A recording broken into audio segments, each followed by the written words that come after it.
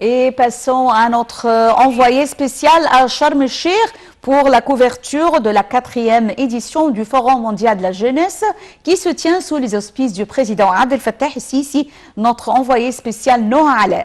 Bonjour Noha. Bonjour Noha. Noha Alaa, bonjour. Noha. Noha, tu m'entends? Une erreur technique malheureusement a eu lieu et enchaînons avec le Forum mondial de la jeunesse. Noha est avec nous. Noha Alaa, notre envoyé spécial à Sharm el-Sheikh, tu m'entends? Allô, Jihan? Noha, tu m'entends? Alors, regardez, je ne vous entends pas. Allô, Jihan? Noha, tu m'entends? Alors, regardez, je ne vous entends pas très bien, mais je vais vous dire un petit peu en résumé ce qui s'est passé ce matin. Comme vous pouvez constater, je suis dans la salle principale. Derrière moi, la salle capitale. Elle est mise sous ce nom-là, car c'est ici qu'a eu l'événement. Donc, comme vous avez pu constater en direct, nous avons eu différents rappels de ce qui s'est passé durant les 2 dernières années. Bien évidemment, le Covid était le thème. Passé durant les 2 dernières années. Bien évidemment, le Covid était le thème principal.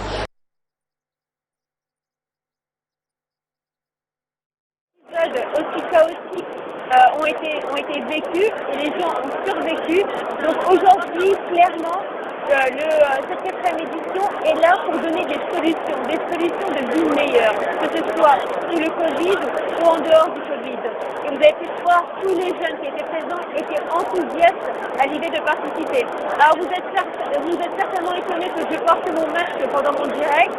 Ceci fait partie des conditions sanitaires dans lesquelles nous sommes.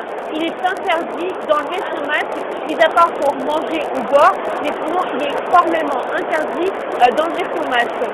Des robots sont présents également pour du gel automatique et tout ceci pour respecter donc les mesures sanitaires mises en place. Il faut dire aussi que le président de Qatar, comme on a pu le voir, était fier de revenir 2 ans plus tard et malgré les conditions sanitaires, il était de pouvoir amener 2 millions de jeunes des 196 pays à travers le monde pour parler ensemble de l'avenir. De l'avenir de ce Covid, mais aussi de l'avenir du futur de nos enfants. Et vous avez pu constater, c'est un événement unique. Les gens sont enthousiastes ici de pouvoir être en Égypte, malgré les conditions dans lesquelles nous sommes, pour vivre ensemble ce moment unique. Et moi-même, en tant que journaliste, c'est vrai qu'il était improbable pour moi de pouvoir être dans un rendez-vous mondial aussi impressionnant avec des personnes venues du monde entier, parce que nous savons, à l'heure où les pays ferment leurs frontières à cause des cas qui se multiplient, nous ici nous avons décidé de prendre ce défi, de relever ce défi et de pouvoir dire aux jeunes et au monde entier que nous sommes capables à condition que nous travaillons ensemble. Et voilà, c'était mon message donc pour vous de Sharm el-Sheikh, dans la ville de la paix, son AICB international. À Sharm el-Sheikh, Noha Alaa et bonne journée. Retournons toujours avec le Forum mondial de la jeunesse lancé par l'Égypte en 2017 qui est désormais reconnu par l'ONU comme plateforme internationale de dialogue, un pas qui met l'accent sur le rôle leader de l'Égypte en termes d'autonomisation des jeunes. La mission permanente d'Égypte à l'ONU a réussi à inclure la résolution publiée par la 59e session du Comité du développement social du Conseil économique et social de l'ONU, soutenant les contributions du Forum des jeunes du monde, lancé par l'Égypte pour régler les questions des jeunes sur les plans régional et international.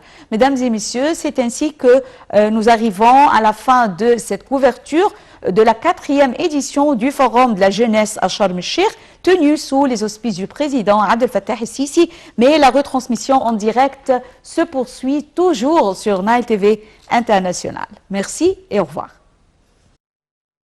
Les Nations Unies ont adopté le 18 février